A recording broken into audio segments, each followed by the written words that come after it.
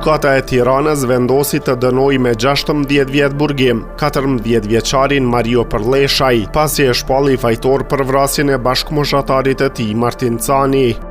Vrasja e Martin Canit ndodhi më 18 nëntor 2024 në Tiranë, rreth 200 metra larg shkollës Fanoli.